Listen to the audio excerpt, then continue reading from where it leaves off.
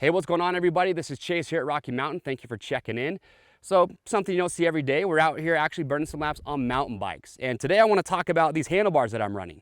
These are the Fasst Flexx Alloy Mountain Bike Bar. And they're a pretty unique handlebar. They don't look like any other handlebar that you've probably ever seen.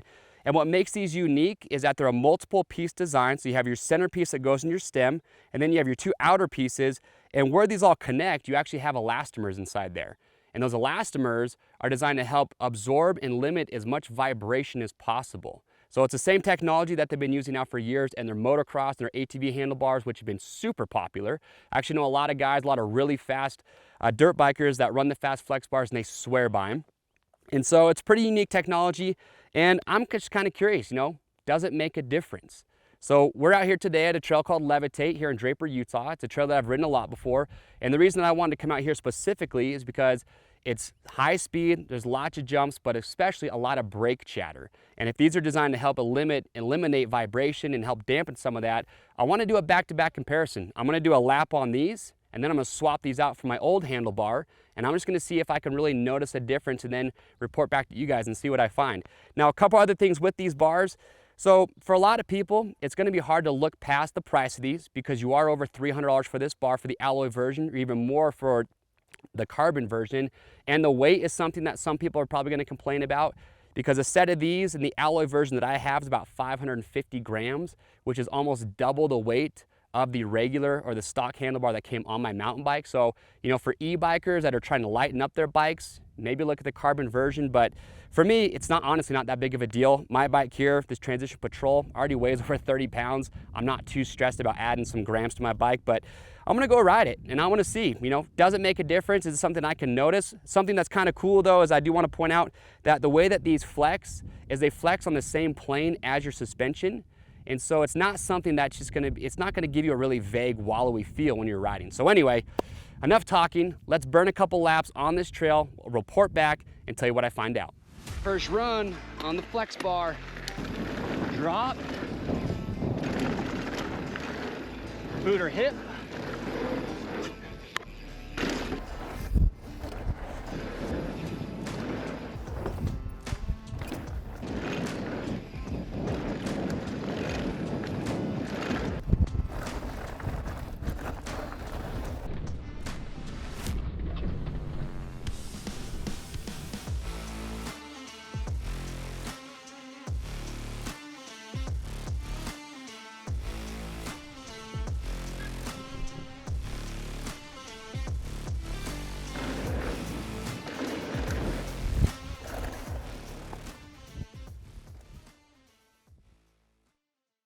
All right, everyone, so I just wrapped up 2 laps. I did 1 lap on the Flexx bar, then I went and swapped it out, did another lap on my standard handlebar.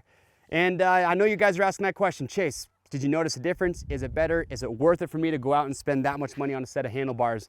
And here's my thoughts. So yes, I do feel like these bars help eliminate some of the vibration and dampen that. Now, where I notice it the most, and this is what I expected, is in the high-speed sections where there's a lot of chatter. It just felt like it helped eliminate some of that vibration and dampen some of that. Now, is it just this big night and day difference where you're like, oh my gosh, I feel like I couldn't even feel that chatter? No, you're still gonna feel it, but it just lessens it. And so after maybe a long day of riding, that's really gonna play a big factor. So if you're somebody who struggles with hand fatigue, you get arm pump, or just at the end of a long day, you just feel really fatigued and you wanna try and lessen that, then I think this would be a really good purchase for you. Now, on big landings going off of jumps, because some of these jumps here, I did over jump, and that's something where the handlebar's helping you because it does flex, but because it flexes on the same plane as your suspension, they're just kind of acting as one, and so you're not really gonna feel the handlebar flexing. But that's a good thing though, because you don't want the handlebar to feel all too soft and feel like it's wallowy and vague. So you still get the feedback from the bike that you're gonna want. You're just getting a little bit of that dampening. So there are those other elastomers that you can try out. So, you don't have to be a really fast rider charging through that chop to get some of that forgiveness. You can put the softer dampeners in there, or the elastomers, and get even more flex out of that bar. So like I said, if that's important to you, trying to just reduce fatigue throughout the entire day of riding, then yeah, absolutely, go buy a set of these bars. Like I said, they're a little bit on the heavy side. They are expensive, but that's what they're designed to do. There is the carbon version, but if you have questions or comments though, if you want some more feedback, I'm more than happy to share that with you. So leave those down in the comment section below. To grab a set, you can just click on the link or head over to RockyMountainATVMC.com. These handlebars are gonna ship for free. All orders at Rocky Mountain over $75 do. And don't forget too that there is a couple versions of this bar. There is a 12-degree and an 8-degree sweep. The 8-degree is what I've been using today. But yeah, if you guys have questions, comments, again, leave those down below. Get subscribed to the Rocky Mountain YouTube channel, hit that notification bell, and you'll stay up to date on product reviews like this one. I'm Chase. We'll see you on the trails.